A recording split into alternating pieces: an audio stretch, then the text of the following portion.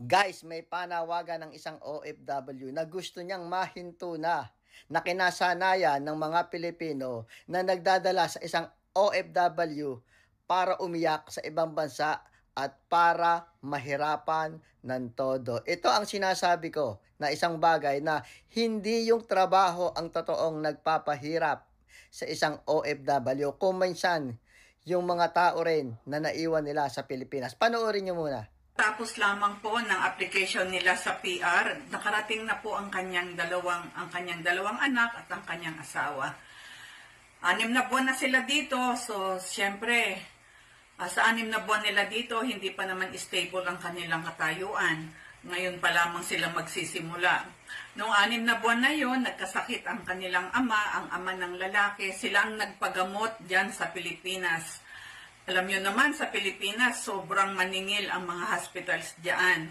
After 4 months, ay nawala. Yung pagpapagamot nila ay nabaliwala kasi nawala po ang ama. Ngayon, hindi po makakauwi itong batang lalaki na ito kasi halos wala silang naipon dahil tinutulong yun sa kanyang magulang dahil nga sa hospitalization. Sila daw ay 3 magkakapatid.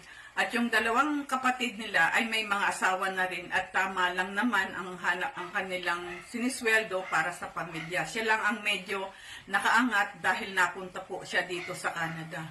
Sobra ang sakit na nararamdaman niya dahil hindi siya makakauwi at ang kanyang mga kapatid ay hindi masaya sa hindi niya pag-uwi dahil kailangan daw ng kanilang ama yung sa pagpapalibing, yung ganyan, sa kanya rin lahat magmumula. Ang sabi niya, magagawa niya ng paraan. May credit card siya, pwede siyang mangutang para ipadala doon. Ang hindi po maganda ay nagagalit pa ang kanilang kuya dahil yun na lang daw ang huling sandali na makikita nila ang kanilang ama, hindi pa niya magawa ng paraan. Paano gagawa ng paraan? Sa kanya nang galing lahat ang sinusustento sa hospital.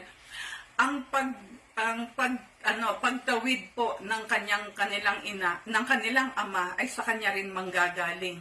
Paano ang gagawin ng ating kababayan? Lalaki, umiiyak, hindi siya maintindihan ng mga kapatid. Bakit talaga dapat ganun? Bakit sa isang anak lamang ba dapat manggaling lahat ang maitutulong sa ating magulang? Hindi ba pwedeng dapat pare-pareho? Hindi ba pwedeng sabihin, ito na nga lang ang ating magulang, hindi nyo magawa ng paraan, bakit sa akin ninyo lahat inaasa, pare-parehas lang din tayong may pamilya? Hindi ba pwedeng ganun ang itanong sa 2 kapatid pa? At ang tatanong ko, bakit ba talagang ganun sa Pilipinas? Karamihan po ganyan sa atin.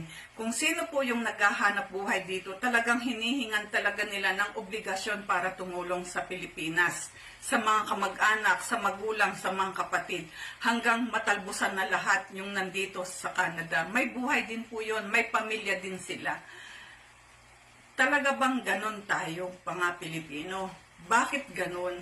Hindi ba natin pwedeng tingnan din naman natin yung tao, yung ginagawa nila dito? Hindi po natin alam kung ilang trabaho meron sila sa isang araw. Ang iba dito, 3 ang trabaho para lang po maitaguyod ang pamilya, para pambayad ng bills at pambayad din at pantulong dyan sa Pilipinas.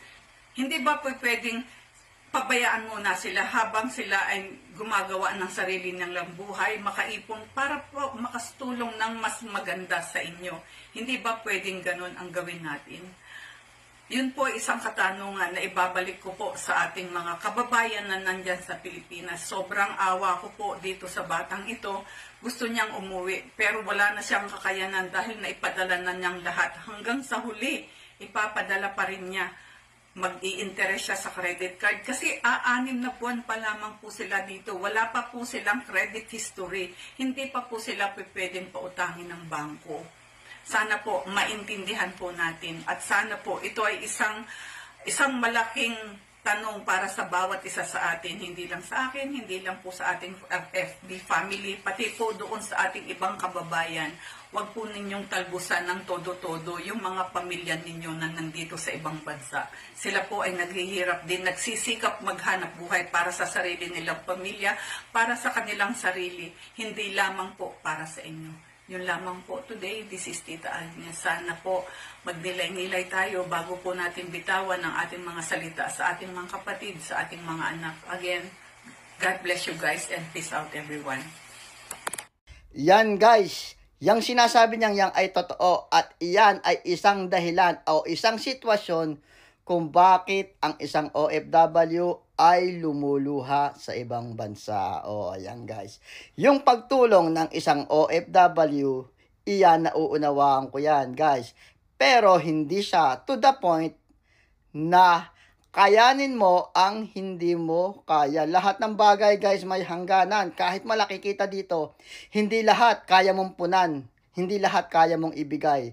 Kapag dumating na sa point na ang isang OFW ay nahihirapan na, wala na talaga siyang masusilingan. Ako minsan naiintindihan ko yan kasi totoo minsan sa Pilipinas kahit na gusto kang tuwangan o gusto kang samahan ng mga kapatid mo para matulungan ng magulang mo ay hindi nila magagawa dahil sa sobrang hirap ng buhay sa Pilipinas, lalo na ang pagkakagastusan nyo ay pagdating sa pagpapagamot. Ayan guys, at kahit OFW ka, pag sa Pilipinas ka nagkasakit, minsan hindi mo rin talaga kinakaya. Minsan mauupos ka din sa sobrang laki ng mga gastos dyan.